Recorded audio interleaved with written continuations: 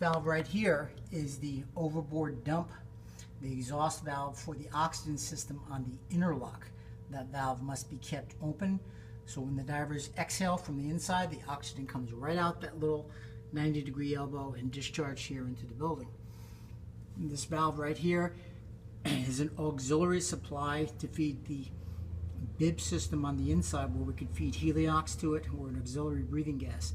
So there's a check valve right here, and the direction of flow is that way, and there's nothing connected up to that right now, so we have that turned off on the inside. Every hyperbaric chamber must have a pressure relief valve, and we call this device right here a gag valve assembly.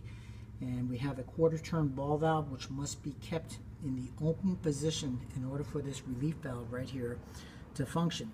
This relief valve is set right at 150 psi. That's equivalent to about 300 feet of seawater. So if for some reason our chamber were overpressurized, this valve would vent off. If this valve ever vented off prematurely, sometimes these things do that. They break, springs break, they get weak, they leak. We'd start losing chamber depth. We'd want to close this valve right here. Close that valve down, and that would prevent your gag valve from leaking off.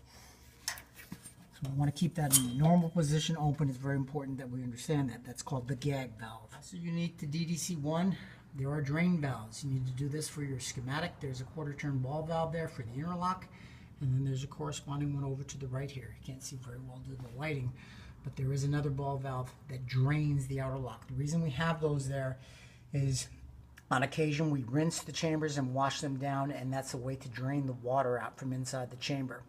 But it's very important for us to understand our particular chamber. You get offshore and you're installing and mobilizing a job, and for some reason your chamber can't be pressurized, you're losing gas. That valve could have gotten knocked off or damaged, or the handle could have been open or partially opened. You need to be able to check that. DDC2 does not have drain valves in the bottom. They're simply plugged off with penetrator plugs. These are the strong backs and dogs that we use for the hatches when we transport this chamber. These devices will fit right onto the back of the chamber here. We always want to ship a chamber with pressure in it to hold the hatch against the O-ring, but as a fail-safe, we'll put the strong back across here, that piece of channel iron, and then we'll screw the dog in to wedge this hatch mechanically against its seal. In the event we were to lose pressure during transportation, we're not going to have this hatch shatter on the seal and ruin the entire chamber. If you damage the seal on the inside, damage the metal, you've ruined the entire chamber.